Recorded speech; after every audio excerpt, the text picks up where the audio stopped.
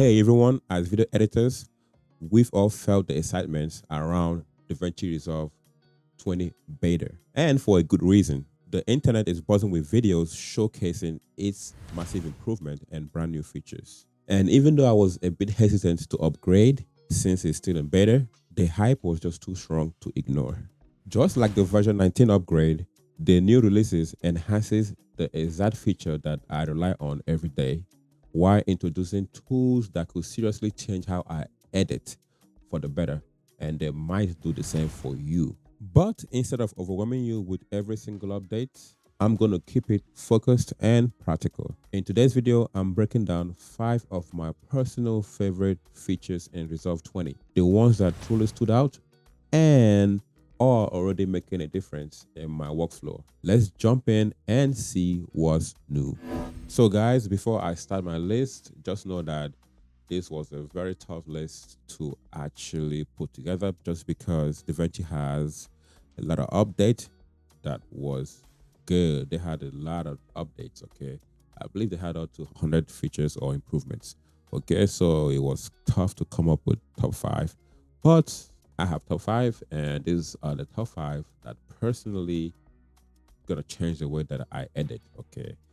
So without further ado, we are going to head to number 5, and number 5 is AI music editor. Very impressive one.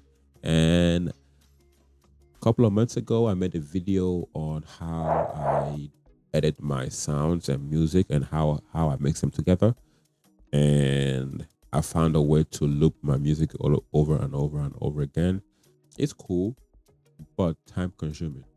So if you're editing, you don't want to spend time on stuff like that. Okay. Even if you don't mind spending time, now you have something that's going to reduce that tedious job in minutes or seconds. Okay. So this is where this AI music editor comes in. Okay. So on that video, I showed you guys how you could extend 1 minute or 2 minutes music to last the entirety of your videos. Okay, so you have to use the wave, or you have to use your eyes to gauge, or your ears to, link it up to make it make sense. Okay, so now you don't have to worry about that. Now this AI music editor is going to handle a lot of that. All right, so let's show you what I'm talking about here. So now I'm going to drag down this music to different layer. Let's make these layers a bit smaller. This layer a bit smaller. Okay, so we have a music here, and this music is about a minute and change. Okay, so what if you wanted this music to last a bit longer? Now we could do that here easily. All you have to do now is select that music track, and we are going to head to audio options. Okay, so if you look here, we have AI music remixer, AI dialogue leveler, AI voice isolations. Those are also good features. All right, so there are a lot of features here, but we are talking about the AI music editor. All right, we have different options here, but the one that I like to use here is a live stream. Okay, this is just intuitive for me. All right, so what I could do here, I could just come over here, and we are going to look for that sign. All right, make sure is that sign, and now you could extend it to however long you want it to, and let AI do the magic for you. Okay, let AI do the tedious jobs. You don't need to do those. All right, let AI handle that. All right, and it's going to take about 1 minute or so, 2 minutes. So by the way, you could also use the time length here to add it manually, to add the time that you want, and you can adjust it there, and it's done. So as you can see, all right, so as you can see, when you look at this line, this is where AI kind of join them together. So let's try to play it and see if that sounds good. 3, 2, 1. Is it there? 3, 2, 1. Yeah. That is flawless. Okay, let's look over here. And you have to be very good to get the same result. That is flawless. Okay, and here you have different versions. Okay, that's the AI music editor. Okay, so that came in at number 5. Moving on to the next one, coming in at number 4 is the keyframe on the editor page. Okay, this one we're going to use this clip here. This was my intro on my last video. All right, so what we're gonna do here is, so let's say we want to make an animation here. So usually I simply head to Fusion to do my animation, but not all animation that I want to go to Fusion to do, especially if you just want to zoom in and out. Now you've been given the option to do it on the edit page. Okay, so now we have the keyframes to manipulate the keyframes. Okay, all right. So for example, if I want to just hit the zoom animation and go maybe in here a little bit and just zoom out.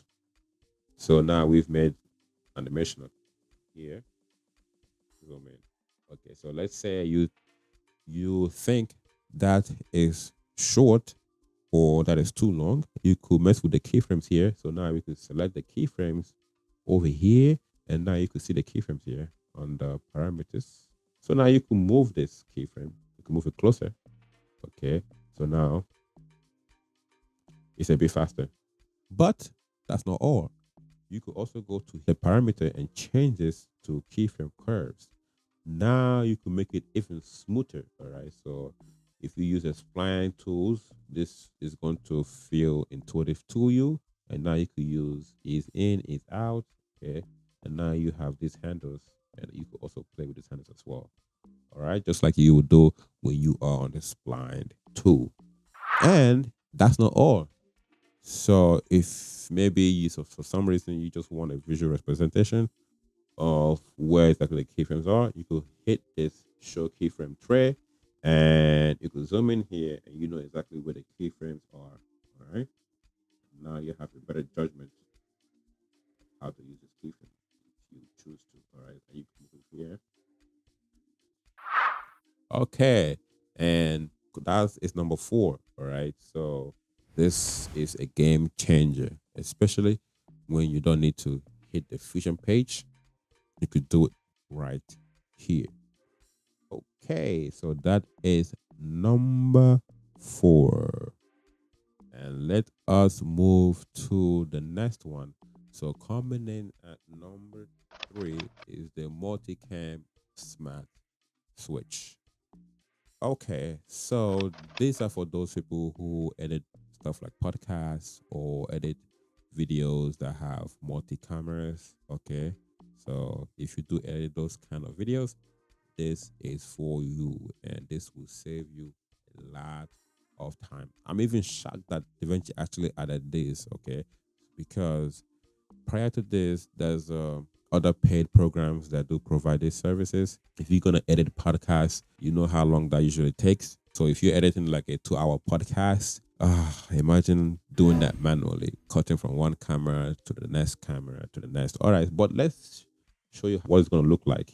Okay, for those of you who doesn't edit multi cameras. All right, but for those of you who do, you already know how that goes. Okay, so usually you first have to link up all your cameras, of course, but you want to link them using multi-camera. Okay, especially when you're on your media pool. Okay, so it's easy as going to your media pool and selecting all your clips and right clicking and select create multi-camera. Okay, it's as easy as that. But here I'm going to show you how this new tool works. Okay, so again, when you're doing multicam editing, you have to use your 2 viewers. On the left side, we could just select the multicam, and it's going to show how many cameras you have. So here I have 3 cameras and 1 audio. How that usually works is you go to wherever you want to cut, you click on that camera, and it's going to cut and switch to that camera. So when it cuts here, it cuts and switch to this camera. Depending on how you work, you want to name your cameras so that way it's easier to work with. So that way you know what camera you cut into. All right. It's just, again, naming is always important. Just imagine having 2-hour podcasts and you have to cut from one camera to the next camera. So you have to watch it. So that way you're watching it and you cut where you want it to go. So those are time consuming, tedious jobs. Okay. Let AI do the tedious part of it. All right, so this is where this feature comes in.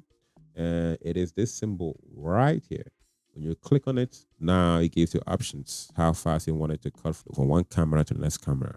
All right, based on who's talking. You have all these delays and durations. Because remember, sometimes two people might be talking at the same time, or one person just said something really, really quick, and you might not want the camera to just jump in and out.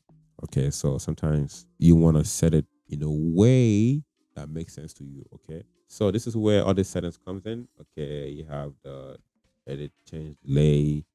Okay, minimum time duration. Okay, so you could even choose how often you want your wide angle to be shown. Wide angle is most of the time represent the camera that captures everybody at once. Okay, so now you have the quality, faster or better. Okay, and you have the options to choose how DaVinci is going to identify who's talking. Is it by the video or by audio? And hit analyze. And it will do the same job for you. That takes you about 2 hours. It might take about 2 to 3 minutes to do the same job. Some people are afraid of AI. I don't think so. I think AI is here to help with the tedious jobs. All right. So that is my number 3 features.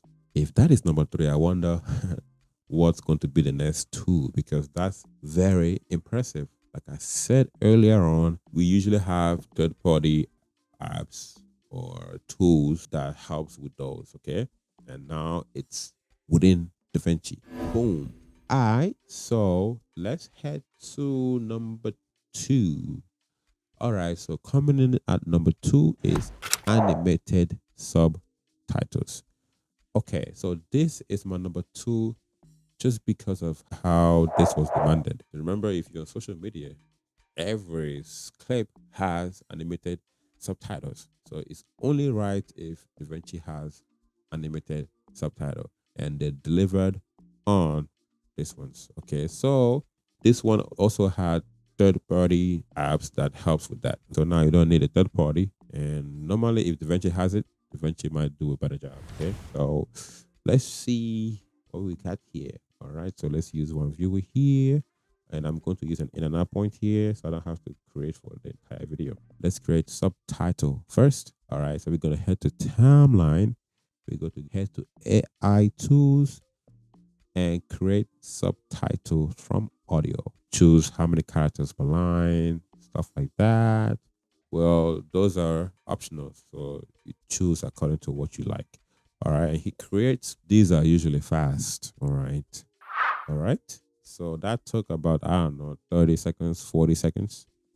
Okay, so now we have our subtitle and it's playing. Now, what we want to do is we want to apply those animated subtitles. And to do so, we are going to head to effects, head to titles, and under titles, click the drop down and select subtitle. All right. So let's use the word highlight as one of the examples. By the way, we have other examples here. So I'm pretty sure you could create on subtitles from this over here. Well, I'm not pretty sure, but I feel like you could create your own templates. But we're not going to get into that right now. Okay, so let's use word highlights and we drop it down over here. Boom. If you want to change the colors, you could easily do so. Okay, we could just have to select the subtitle over here and go to track, and we could change the yellow to whatever color we want. Let's say white. Okay, and we could change the red to whatever color we want here. Let's say green. All right, so just as easy as that. Okay, so whenever you say one word, the green goes to that word that you are pronouncing. All right, so this is, again, this is impressive, and a lot of people demanded this feature, and now you got it. And again, like I said, if you are on social media, you know how important this is. Okay, so this is why this made my number 2 feature. Okay, so with that being said, let us head to the number 1 feature. Coming in at number 1 is, you guessed it, everybody is talking about this feature, and I'm going to talk about it too. I mean, you already seen a lot of people demonstrating this, so I'm just going to make a quick one of this, and I'm going to talk about it a little bit. All right, so coming in at number 1 is the magic mask. The Magic Mask is way faster than it has ever been. Prior, the Magic Mask is impressive already, but now it's even better. It's better at selecting stuff, and it's better in quickness. All right, so it's faster and it's selecting stuff better. Okay, so let's head to the video that we have here. We're gonna select this. Now we're gonna head to Fusion. Again, we are going to turn this into a one viewer, and we're gonna select this, Shift Command, and we're gonna look for Magic Mask. Okay, so now Magic Mask has two inputs. We could use this the same way that we normally use it, except now it's faster and better. Okay, so this is faster. So it will go better. Of course, it's going better. All right. Now I can already tell that this is way faster. How do I know this? Because I am recording and I'm using Magic Mask at the same time. Usually when I do both, it takes time before Magic Mask actually points out whatever object you have from the background. It usually takes time, especially when I'm recording. So now it's already fast, plus I'm recording. So that means this is lighter on your computer now. It has been optimized to be more efficient, as you can see here. So let's track it and see how long that would take. Let's test it out. Ooh, okay. Based on how this is moving, you could already tell this is more than 3x faster than it was, just based on how this time indicator is moving. This is moving pretty fast. I'm not even using faster, I'm using better. And it's moving this fast. Already, this is impressive.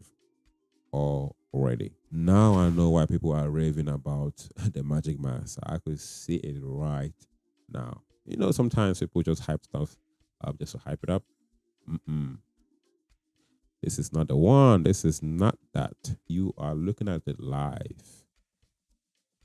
And this is way faster. Okay. Okay. I like this. I like this.